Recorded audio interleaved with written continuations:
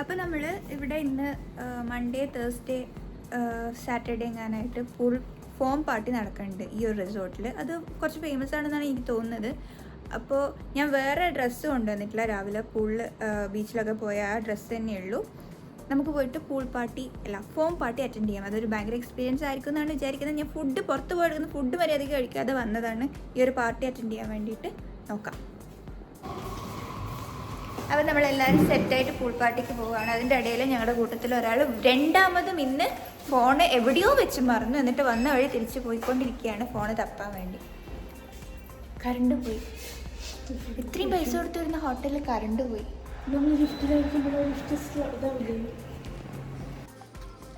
ഒരാൾ ഫോൺ തപ്പിപ്പോയി, ഒരാൾ വീഡിയോ എടുക്കാമെന്ന് പറഞ്ഞ സൈഡിൽ നിന്നു.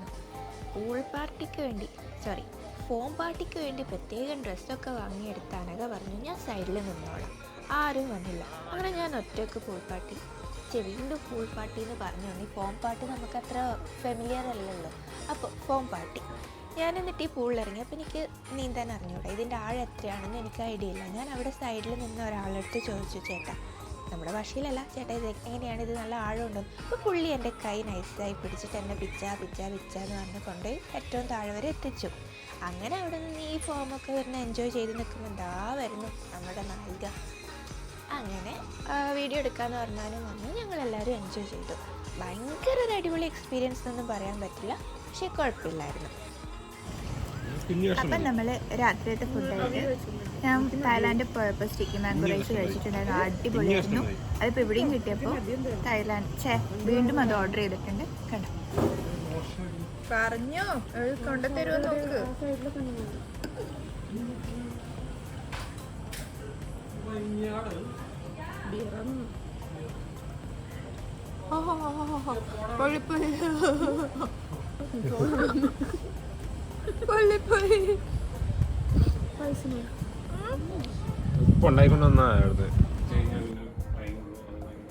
Hello, good morning. നീ തുറന്നു പോകാലോ. അപ്പം നമ്മൾ ഇവിടെ നിന്ന് ലാൻഡ് ടൂറിന് പോവാണ്. ആക്ച്വലി ഞങ്ങൾക്ക് ഐലൻഡ് ഹോപ്പിംഗ് കൂടെ പോകാൻ പ്ലാൻ ഉണ്ടായിരുന്നു. പക്ഷെ പ്രോബ്ലം എന്താണെന്ന് വെച്ച് കഴിഞ്ഞാൽ ഇന്നലെ ഞങ്ങൾ ഡിമോൾ എന്ന് പറയുന്ന സ്ഥലത്ത് പോയി. അവിടെ നിന്ന് ഇതിൻ്റെ ഏജൻസിൻ്റെ അടുത്ത് സംസാരിച്ചു. അപ്പോൾ ബോട്ടിൽ 4-5 ഐലൻഡിലേക്ക് കൊണ്ടുപോകും. 2 ഐലൻഡിന് എൻട്രി ചാർജസ് ഉണ്ട്, ബാക്കിയൊന്നും ചാർജസ് ഇല്ല. ഒരു മിനിമം 4 hours ട്രാവൽ ഉണ്ടാവും. അപ്പോൾ ഇത് രാവിലെയും ഉച്ചക്കുമായിട്ടാണ് സംഭവം. 2 ട്രിപ്പാണ് ഉള്ളത്. അപ്പം രാവിലെ ഏർലി മോർണിംഗ് പോയാലും ഉച്ചക്ക് പോയാലും ഹെവി വെയിൽ എന്ന് പറഞ്ഞാൽ ഹെവി വെയിലായിരിക്കും. അപ്പോൾ എൻ്റെ ബുദ്ധിമുട്ടെന്ന് വെച്ച് കഴിഞ്ഞാൽ ഞങ്ങളിത് സംസാരിക്കാൻ നിന്ന 10 മിനിറ്റ് തന്നെ ഞങ്ങൾക്ക് ആ വെയിൽ കൊണ്ട് അവിടെ നിൽക്കാൻ പറ്റുന്നില്ല. അപ്പോൾ ഈ ബോട്ടിൽ ഇത്രയും അവേഴ്സ് ട്രാവൽ ചെയ്യാന്നുണ്ടെങ്കിൽ ഭയങ്കര ബുദ്ധിമുട്ടാവുന്നുള്ളത് കൊണ്ട് ഞങ്ങൾ ആ പരിപാടി ക്യാൻസൽ ചെയ്തു. പകരം ലാൻഡ് ടൂർ എടുത്തു. ലാൻഡ് ടൂറിന് 4 പേർക്ക് ഒരു 1700 രൂപ ഇന്ത്യൻ റുപ്പി അല്ലേ? ഇവിടുത്തെ 1700. അപ്പോൾ അവിടുത്തെ എത്ര പൈസ? 2500. ഓക്കെ, 4 പേർക്ക് 2500. 4 hours വരും. വണ്ടി ഞങ്ങളുടെ ഹോട്ടലിൻ്റെ ഗേറ്റിൽ വന്ന് പിക്ക് ചെയ്യും. 9:30 ടൈം പറഞ്ഞിട്ട്. അപ്പോൾ അവിടത്തേക്ക് പോയിക്കൊണ്ടിരിക്കുകയാണ്. ഞങ്ങൾ വീണ്ടും റൂമിൽ തിരിച്ചു വന്നു. ബിക്കോസ് തൊപ്പി എടുക്കാൻ പറഞ്ഞത് ഞാൻ പറഞ്ഞല്ലോ. രാവിലെ ഒരു 6:30 സമയത്ത് തന്നെ ഒടുക്കത്ത വെയിലാണ്. നിങ്ങൾക്ക് മനസ്സിലാവില്ല, നമ്മൾ നിന്ന് കഴിഞ്ഞാൽ ഈ പൊള്ളിപ്പോകുന്നൊരവസ്ഥ. അങ്ങനത്തെ ഒരു വെയിലാണ് ഇവിടെ. അപ്പോൾ അത്രയും വെയിൽ കൊണ്ട് നടക്കുന്നത് ബുദ്ധിമുട്ടാണ്. അതുകൊണ്ട് തൊപ്പി എടുക്കാൻ മറന്നുപോയാൽ ശരിയാവില്ല. തിരിച്ച് തൊപ്പി എടുക്കാൻ വേണ്ടി വീണ്ടും 4th ഫ്ലോറിലേക്ക് വന്നേക്കുക. അപ്പം നമ്മൾ പുറത്ത് ഗേറ്റിൻ്റെ അടുത്തേക്ക് കൊണ്ടുപോകാൻ വേണ്ടി നമ്മൾ ക്യാബ് കയറി. ഇപ്പോൾ ഈ പോകുന്ന വഴി നമുക്ക് ഗോൾഫ് ഏരിയ വൃത്തിക്ക് കാണാൻ പറ്റും. ഇതാണ് ഗോൾഫ് ഏരിയ. ഈ ഇംഗ്ലീഷ് സിനിമയിലൊക്കെ കണ്ടിട്ടുണ്ട് എന്നല്ലാതെ ഞാൻ ഇതുവരെ നേരിട്ടൊരു ഗോൾഫ് ഏരിയ നേരിട്ട് കണ്ടിട്ടില്ല. ആദ്യമായിട്ടാണ് നേരെ ലൈവായി കാണുന്നത്. അപ്പോൾ കൃത്യം 9:30 ഞങ്ങൾ ഗേറ്റിൻ്റെ മുമ്പിലെത്തി. ഞങ്ങളുടെ ഗൈഡ് അവിടെ വന്നിട്ടുണ്ടായിരുന്നു. എന്നിട്ട് അവിടെ നിന്ന് ഒരു ഓട്ടോ പിടിച്ചിട്ട് നമ്മൾ ഫസ്റ്റ് ഡെസ്റ്റിനേഷനിലേക്ക് യാത്ര വെച്ചു. ഇതാണ് ഫസ്റ്റ് ഡെസ്റ്റിനേഷൻ, മാംഗ്രൂവ് ഫോറസ്റ്റ്. അപ്പോൾ മാംഗ്രൂവ് ഫോറസ്റ്റ് പോയി വന്നു. അതെനിക്ക് അത്ര ഇഷ്ടമായില്ല. അതൊരു നമ്മുടെ നാട്ടിലൊക്കെ കാണുന്ന സംഭവം തന്നെയാണ്. അതിന് സ്പെഷ്യലായിട്ട് അവിടെ ഒന്നും അങ്ങനെ അട്രാക്റ്റീവായിട്ട് ഉണ്ടായിരുന്നില്ല. സോ അതൊരു നല്ലൊരു അനുഭവം ആയി. നല്ലൊരു അനുഭവമല്ല, അത് പോവേണ്ട അത്രയും വേർത്തല്ല. ഇപ്പം നെക്സ്റ്റ് ഡെസ്റ്റിനേഷൻ പോകുന്നതിൻ്റെ ഇടയിൽ ഐ ലവ് ബൊറാക്കായ് അവിടെ നിന്ന് ഫോട്ടോ എടുക്കണമെന്ന് ചോദിച്ചിട്ട് ഞങ്ങളുടെ ഗൈഡ് സ്റ്റോപ്പ് ചെയ്തതാണ്. ഇവിടെ ഒരുപാട് പേര് ഫോട്ടോ എടുക്കുന്നുണ്ട്. ഇവിടെ നിന്നൊരു ഫോട്ടോ ഞങ്ങൾക്ക് കൂടി എടുത്ത് കളയാം. Why not? ബൊറാക്കായിലെ ഒരു അബണ്ടൻ്റ് ഏരിയയിലേക്കാണ് നമ്മളിപ്പോൾ പോയിക്കൊണ്ടിരിക്കുന്നത്. ഇവിടുത്തെ ഏറ്റവും ഹയസ്റ്റ് വ്യൂ പോയിന്റിലേക്ക്. ഇവിടെ ഒരു പക്ഷി സങ്കേതം എന്നൊക്കെ പറയാവുന്ന ഒരു സെറ്റപ്പൊക്കെ ഉണ്ട്. ഒരു ഈഗിളൊക്കെ ഉണ്ട് കൂട്ടിൽ. അപ്പം നമുക്ക് വേണമെങ്കിൽ പൈസ കൊടുത്തിട്ട് അതിനെ തടവാനും നമ്മുടെ തലയിലൊക്കെ വെച്ച് ഫോട്ടോ എടുക്കാനൊക്കെ പറ്റും. ആകെ മൊത്തം 100 സ്റ്റെപ്പ് കയറി ഇതിൻ്റെ ടോപ്പിലെത്താം. ഇവിടെ കയറിയാൽ ബൊറാക്കായ് ഐലൻഡ് മൊത്തം കാണാം. അത്ര ചെറുതാണ് ഈ ഒരു ഐലൻഡ്. ഇതാ കാണുന്നതാണ് സ്റ്റേഷൻ 1, 2, 3. ഇതിൻ്റെ ഓപ്പോസിറ്റ് സൈഡ് നമുക്ക് നമ്മൾ നിന്ന റിസോർട്ടും വേറൊരു റിസോർട്ടും ഒക്കെ കാണാൻ സാധിക്കും. എന്താല്ലേ ഒരു ഹൈറ്റിൽ കയറി നിന്ന് കഴിഞ്ഞാൽ മൊത്തം ഒരു ഐലൻഡിൻ്റെ വ്യൂ നമുക്ക് കിട്ടുമെന്ന് പറഞ്ഞു കഴിഞ്ഞാൽ. ഇതാണ് സ്റ്റേഷൻ 1, 2, 3. ഇപ്പോൾ ഇവിടെ നിന്ന് കഴിഞ്ഞാൽ വീഡിയോയിൽ എത്രമാത്രം ക്ലിയർ ആവുമെന്ന് അറിയില്ല. ഹെലികോപ്റ്റർ വെച്ചിട്ട് ഐലൻഡ് കറങ്ങുന്നതൊക്കെ കാണാൻ പറ്റുന്നുണ്ടായിരുന്നു. ഹെലികോപ്റ്ററിൽ അവർ പറക്കുന്നത് കാണാമായിരുന്നു. വ്യൂ പോയിന്റിൽ നിന്ന് ഇറങ്ങി നെക്സ്റ്റ് ഡെസ്റ്റിനേഷനിലേക്ക് പോയി. ഒരു കീ ഹോൾ പോലെ ഒരു സാധനം കാണാൻ പറ്റുമെന്ന് പറഞ്ഞിട്ട് ഒരു ബീച്ച് സൈഡിലേക്കാണ് നമ്മൾ പോയിട്ടുണ്ടായിരുന്നത്. എന്താ പറയുക, നല്ല crystal clear water, white sand, പിന്നെ ഒരു തെങ്ങൊക്കെ ചെരിഞ്ഞ് കിടക്കുന്ന അവിടെ നിന്നൊക്കെ ഫോട്ടോ എടുക്കാം. ഇതിനൊക്കെ നമ്മൾ പൈസ കൊടുക്കണം. അതൊന്നും എനിക്കറിയില്ലായിരുന്നു. അങ്ങനെ അവർ ഉപജീവനമാർഗം പലതരത്തിലാണ് ഇവിടെ കണ്ടുപിടിക്കുന്നത്. പൂഴിയിൽ എഴുതി വെച്ചിട്ടും ഫോട്ടോ എടുത്തു കഴിഞ്ഞാൽ അതിന് പൈസ കൊടുക്കണം. അങ്ങനെ ഒരുപാട് കാര്യങ്ങളുണ്ട്.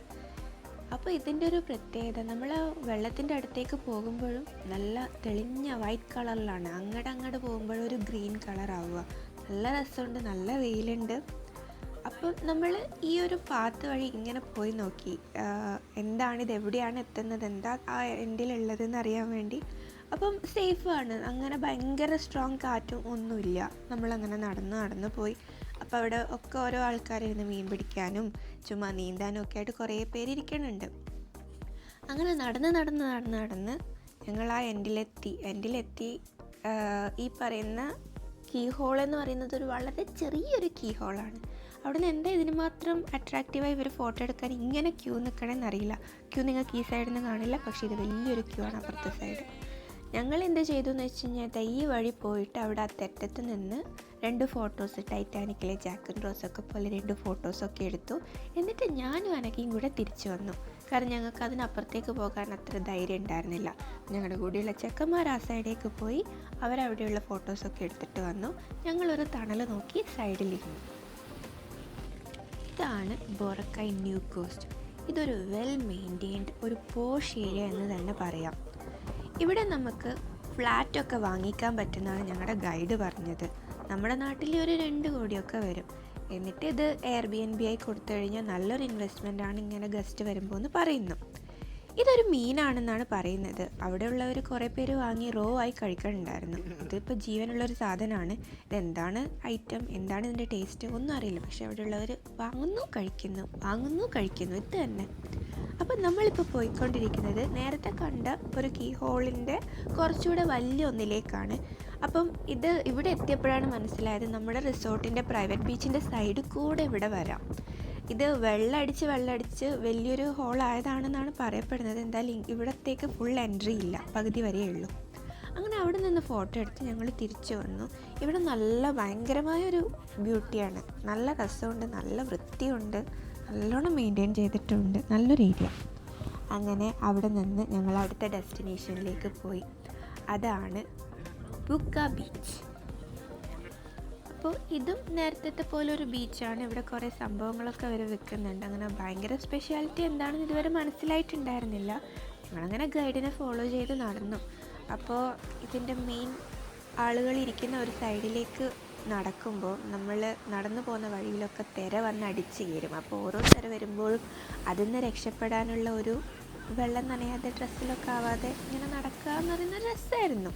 അപ്പോൾ അവയായിട്ട് ഞങ്ങളുടെ കൂടെ പുള്ളി വന്നില്ല. പുള്ളി നടക്കാൻ പഠിച്ചു. ഞാനും അനക്കയും മിഥുവും കൂടെ അങ്ങനെ പോയി.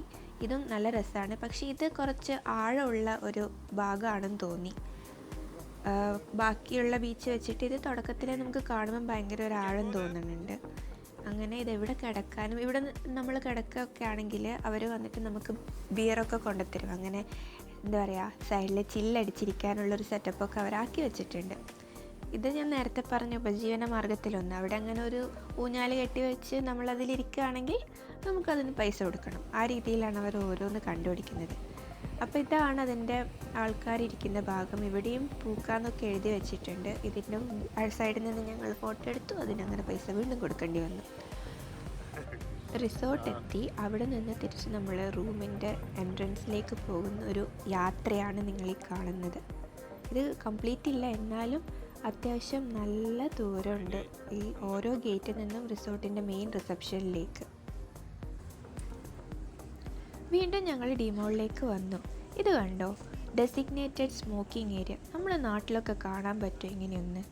അതുപോലെ നമുക്ക് വണ്ടി ഡ്രോപ്പ് ചെയ്യാനൊരു ഏരിയ ഉണ്ട്, പിക്കപ്പ് ചെയ്യാനൊരു ഏരിയ ഉണ്ട്. അങ്ങനെ എല്ലാ സ്ഥലത്തൊന്നും പോയി ഇവിടെ ഇരുന്ന് ചെയ്യാൻ പറ്റത്തില്ല.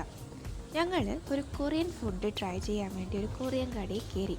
ബിബിംബാപ്പ് അതാണ് ട്രൈ ചെയ്ത ഐറ്റം. ചോറ്, കുറേ വെജിറ്റബിൾസ്, എഗ്ഗ് ഇതൊക്കെ സൈഡിൽ ഇങ്ങനെ വെച്ച് തന്നിട്ടുണ്ടാവും. അതൊക്കെ നമ്മൾ ചോറ് കൂട്ടി കുഴച്ച് തിന്നുന്ന പോലെ തിന്നുക എന്നാണ് അനഘ പറഞ്ഞത്. അവൾ ഈ ഫുഡൊക്കെ ഒരുപാട് ട്രൈ ചെയ്തിട്ടുണ്ട്. ഞാനും മിഥുവും ഫസ്റ്റ് ടൈം ട്രൈ ചെയ്യുകയാണ്. അപ്പം അവൾ പറയുന്ന ഇൻസ്ട്രക്ഷൻസ് 1 by 1 ഫോളോ ചെയ്ത് ഞങ്ങളങ്ങനെ വെയിറ്റ് ചെയ്യാണ് സാധനം. അങ്ങനെ ഫൈനലി വന്നു. അവൾ കുറച്ച് ചില്ലി സോസ് കൂടെ ചോദിച്ചു. ഇതൊക്കെ മിക്സ് ചെയ്ത് കുറച്ചൊരു സ്പൈസിനെസ് കിട്ടാൻ വേണ്ടി. അങ്ങനെ സാധനം വന്ന് എല്ലാം മിക്സ് ചെയ്ത് കഴിച്ചു നോക്കി. അടിപൊളിയാണ്. നമ്മളിതിൽ മീറ്റൊന്നും പറഞ്ഞിട്ടുണ്ടായിരുന്നില്ല, ജസ്റ്റ് എഗ്ഗ് മാത്രമേ ഉള്ളൂ.